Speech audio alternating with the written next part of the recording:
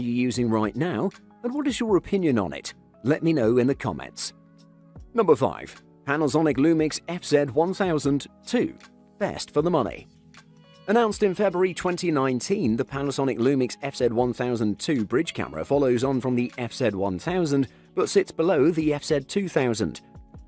Super zoom camera featuring a 1-inch 20-megapixel sensor and a 16x optical zoom lens offering an equivalent of 25 to 400mm, the FZ1000 II is designed to appeal to holidaying photographers who want to travel relatively light.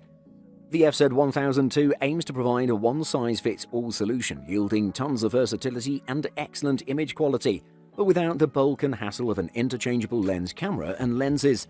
And without a bulky camera bag full of extra lenses, the idea is that you'll be able to get the shot in almost any shooting situation.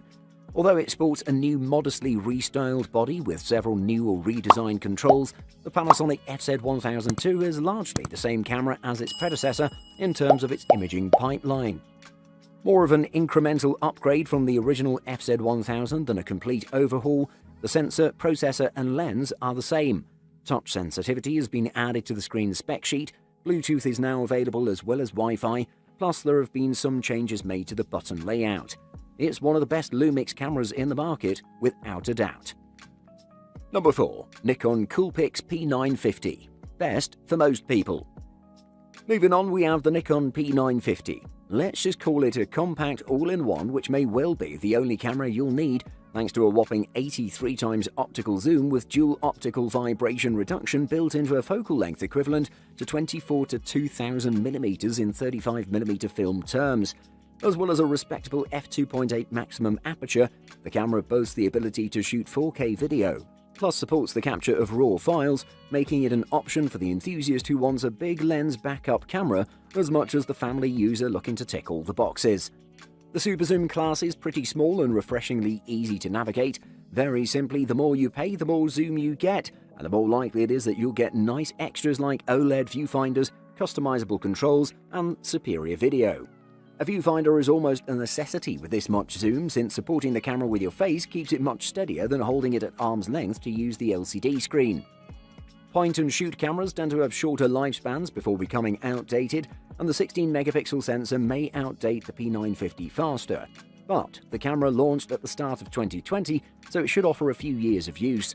The zoom on the Nikon P950 is basically telescopic, making the camera ideal for photographing subjects that are typically far away, like birds, wildlife, or the moon.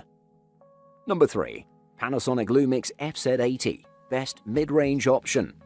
Another great camera is the LUMIX FZ80. This camera has all the modern features that you might expect from a DSLR, and it delivers them exceptionally well. It's versatile, easy to use, and has great functionalities fitting the needs of even the most nitpicky users. This camera is packed with an 18-megapixel BSI CMOS sensor that's accompanied by the Venus engine image processor that's done wonders. It has an ISO range that spans from 80 to 6400, and it has a 49-point autofocus performance with a contrast detect sensor.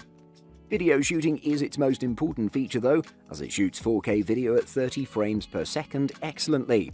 On top of that, it can shoot 10 FPS in RAW without a problem with a fast autofocus. I've used this camera for about 3 weeks before coming to a verdict, and I can confirm it delivers ample fun. The 60x optical zoom was pretty interesting to use, and at this price point I didn't expect it. Video shooting capabilities were excellent as well, and in good lighting conditions you can take professional level photographs without a doubt. If you want to get going with photography and want a simple but capable package, the Panasonic LUMIX FZ80 is perfect for you. Number 2.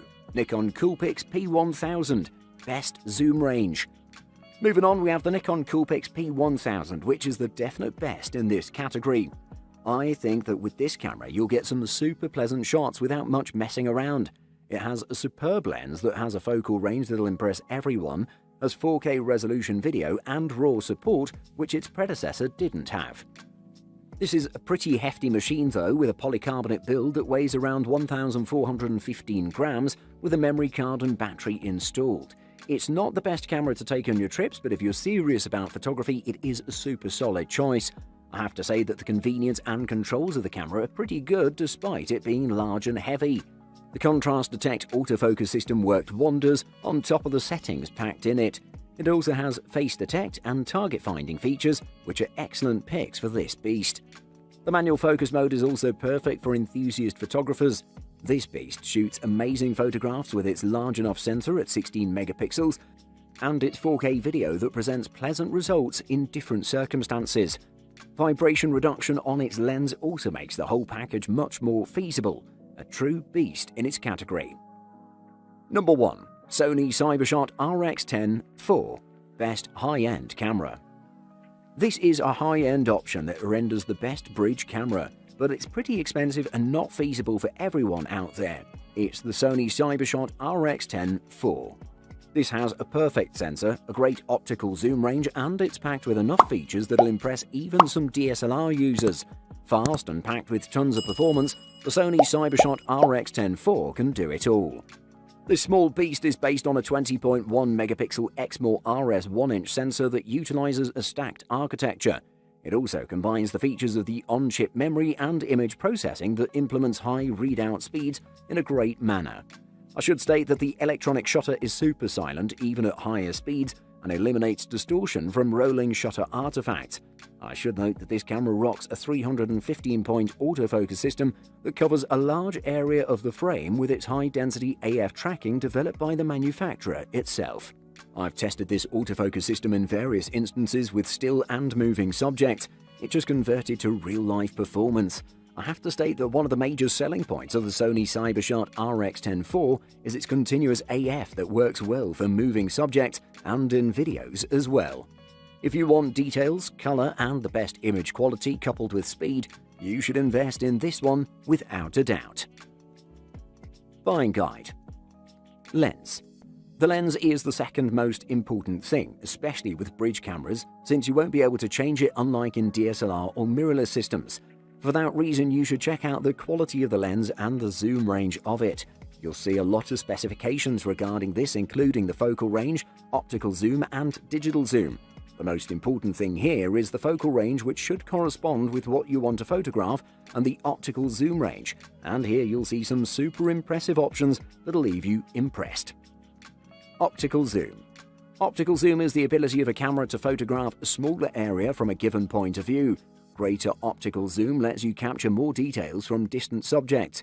This is important for certain subjects like wildlife and sports photography, where you cannot easily get physically close to your subject. Optical zoom is actually a property of the lens, so it applies only to cameras with a fixed lens. It measures by how much closer the camera can zoom compared to its wider setting. For example, a 2x optical zoom can make a subject appear twice as close. Megapixels. Megapixels are a measure of resolution. With more megapixels, a camera can capture smaller details. This makes it possible to make larger prints without looking blurry. A few years ago, megapixels were the high mark for which cameras competed. Camera makers label their cameras with a maximum number of megapixels they can capture. For example, this is usually written as 18MP, with MP standing for megapixels. Specifically, a megapixel corresponds to roughly 1 million pixels. A pixel is a tiny dot from which all digital pictures and videos